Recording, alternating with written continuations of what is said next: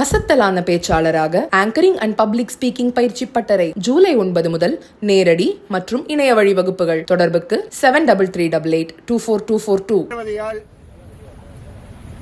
ஒரு special team மூலமாக கொலை செய்யப்பட்ட அஜித் சார்பாக பல அமைப்புகள், பல இயக்கங்கள், பல வழக்கறிஞர்கள், திருப்போணத்தில் பணி செய்கின்ற வழக்கறிஞர்கள், கார்த்திக் ராஜா போன்றவர்கள் எல்லாம் இணைந்து உயர்நீதிமன்றத்தை நீதி கேட்டு எல்லோரும் மனு செய்தோம். ஆகவே பேசுவது அனைவர் சார்பாக பேசுகிறோம். அனைத்து வழக்கறிஞர்கள், வாதாடிய வழக்கறிஞர்கள் சார்பாக பேசுகிறோம். நீதியரசர் அவர்கள் 27ஆம் தேதி,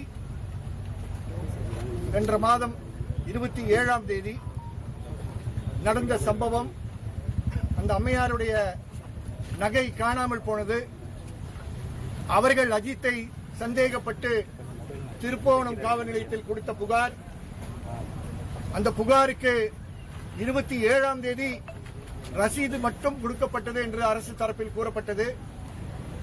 28ஆம் தேதி காலை 10:30 மணிக்கு தான் நகை காணாமல் போனது சம்பந்தமாக முதல் தகவல் அறிக்கை பதிவு செய்யப்பட்டது என்று அரசு தரப்பில் மூத்த வழக்கறிஞர் அடிஷனல் அட்வொகேட் ஜெனரல் மதிப்புக்குரிய திரு அப்துல் கான் அவர்கள் கூறினார். ஆகவே எஃப்ஐஆர் பதிவு செய்வதற்கு முன்பே மானாமதுரை டிஎஸ்பி அவர்கள் தலைமையில் செயல்படுகின்ற ஒரு ஹெட் கான்ஸ்டபிள் மட்டும் அதை லீட் செய்கின்ற ஒரு ஸ்பெஷல் டீமிடம் எஃப்ஐஆர் இல்லாத நேரத்தில் வழக்கு விசாரணை ஒப்படைக்கப்பட்டது. அந்த ஸ்பெஷல் டீம் அஜித்தையும் பின்னர் இரவில் அருணையும் மற்றவர்களையும் அவருடைய தம்பி நவீனையும் காவலில் இரவு முழுவதும் 27ஆம் தேதி இரவும் 28ஆம் தேதி காலை விடியங்காலை நாள் முழுவதும் திருப்பவனத்தை சுற்றி இருக்கக்கூடிய ஒரு 4 பகுதிகளுக்கு கூட்டிச் சென்று மிக கொடூரமான சித்திரவதை நடத்தினார்கள் என்பதை நீதிபதி கேட்டு ஆவேசப்பட்டு வருத்தப்பட்டு தன்னுடைய ஆணையில் குறிப்பிட்டிருக்கிறார். இறுதியாக மடப்புரம் கோவில் பக்கத்தில் பின்பக்கத்தில் இருக்கக்கூடிய ஒரு மாட்டு தழுவையில் இறுதியாக அஜித்குமாரை கூட்டிச் சென்று நீங்கள் ஒழித்து வைத்திருக்கக்கூடிய அந்த ஜுவல்ஸ் 10 சாவரின் ஜுவல்ஸ் எங்கே என்று கேட்டு அங்க இருக்கக்கூடிய ஆஸ்பெஸ்டாஸ் ஷீட் எல்லாம் பெரட்டி பார்த்து அது கிடைக்கவில்லை என்றவுடன் அவருக்கு தண்ணி கூட கொடுக்காமல் அவர் கண்ணிலும் வாயிலும் மிளகாப்பொடியை தூக்கி போட்டார்கள் என்பதையும் குறிப்பிட்டோம். அதை நேரடியாக பார்த்து டெம்பிள்ல இருக்கக்கூடிய பாத்ரூம் மூலமாக வீடியோ எடுத்தது அங்கே பணி செய்யக்கூடிய பணியாளர் நண்பர் சக்தீஸ்வரன் கோயில் ஸ்டாஃப். அந்த கோயிலுடைய பாத்ரூம்ல இருந்து ஒரு 15 செகண்ட் 20 செகண்ட் தான் அந்த வீடியோ எடுக்க முடிஞ்சது. பயத்தில் அதை எடுத்து ஒரு பொறுப்பான அரசு ஊழியர் தவறு நடப்பதை அமைதியாக பார்க்க கூடாது என்று அவர் பத்திரப்படுத்தி அது அங்க இருக்கக்கூடிய வழக்கறிஞருக்கு கொடுத்து இன்று அதில் நீதிமன்றத்திற்கு கொடுத்ததில் நீதிமன்றம் நிஜமாக அங்கே நடந்த சம்பவங்களை பார்க்க முடிந்தது. இது போக அங்க இருக்கக்கூடிய இடத்தில் இருக்கக்கூடிய பொருட்கள், பைப்புகள், கம்புகள் எல்லாம் இருக்கக்கூடிய போட்டோஸும் நீதிமன்றம் பதிவு செய்தது. அரசின் தரப்பில் அவர்கள் கூறியது, காவல் நிலையத்தில் இருக்கக்கூடிய சிசிடிவி புட்டேஜ் நாங்கள் உங்களுக்கு கொடுக்க தயாராக இருக்கிறோம் என்று கூறினார்கள். ஆனால் கோவிலில் இருக்கக்கூடிய சிசிடிவி புட்டேஜ் அழிக்கப்பட வேண்டும் என்ற காரணத்தினால் 29ஆம் தேதியே காலையில் ராமச்சந்திரன் என்ற ஒரு சப் இன்ஸ்பெக்டர் அங்கே வந்து எந்த சீசர் மெமோவும் கொடுக்காமல் டிவிஆரை பறித்து சென்றார் என்று அரசு தரப்பில் கூறப்பட்டது. நாங்களும் அதை கூறினோம். அதற்கு பின்பு நீதியரசர் அனைத்து விஷயங்களையும் குறிப்பிட்டு போஸ்ட்மார்ட்டம் சர்டிபிகேட் டீன் கொண்டு வரவில்லை, கொடுக்கவில்லை என்ற புகாரின் காரணத்தினால் அவரை வரவைத்து அவரிடமிருந்து சீல்டு கவர்ல போஸ்ட்மார்ட்டம் பிரிலிமினரி சர்டிபிகேட்டை வாங்கி ரிப்போர்ட்டை வாங்கி அதுல 44 கொடூர காயங்கள் இருக்கு என்பதை அவர் குறிப்பிட்டு அதிர்ச்சி அடைந்தார்.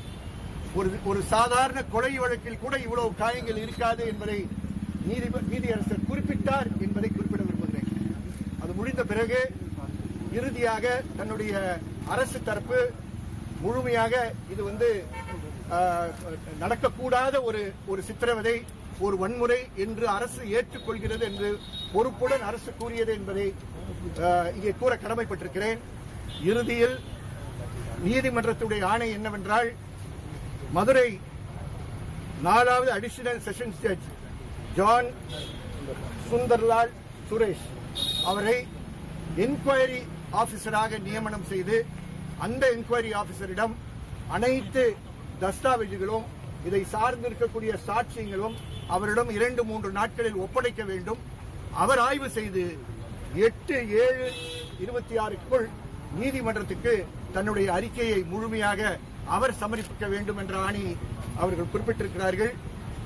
அரசு தரப்பில் சிபிசிஐடி இதை விசாரணை தொடரும் என்று கூறி அதே தேதிக்கு முன் அவர்கள் ஸ்டேட்டஸ் ரிப்போர்ட்டை கொடுப்போம் என்று கூறியிருக்கிறார்கள். சாட்சிகளை யாரும் மிரட்டக்கூடாது, யாரும் அவர்களை மாற்றுவதற்கு முயற்சி செய்யக்கூடாது என்பதை கூறி அரசு இன்னும் மேல் நடவடிக்கைகள் எடுப்பார்கள் என்று எதிர்பார்க்கிறோம் என்பதையும் குறிப்பிட்டிருக்கிறார்கள்.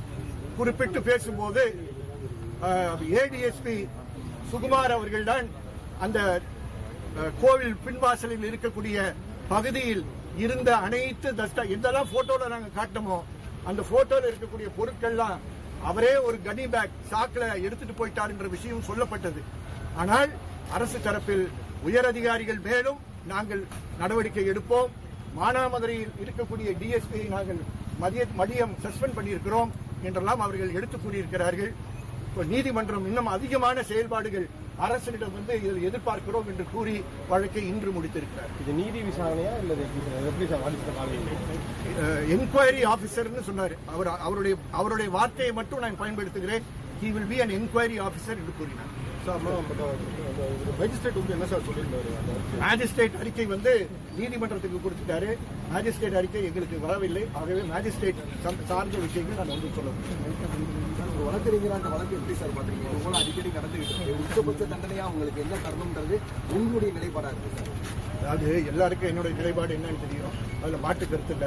இங்க நீதிமன்றத்தில் நடந்த விஷயங்களை பேசிக் கொண்டிருக்கும் போது என்னுடைய தனிப்பட்ட கருத்தை நான் சொல்வது சரியாக இருக்காது.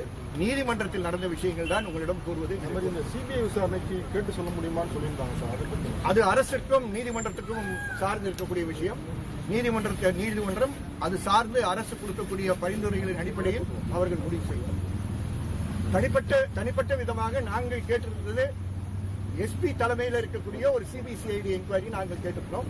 சிபிஐ என்கொயரி கொடுக்கறாங்களா கொடுக்கலையா தமிழக அரசு சொல்லுதான்றது அரசை பொறுத்திருக்கு, நீதிமன்றத்தை பொறுத்திருக்கு. அடுத்த வாய்தால பார்த்து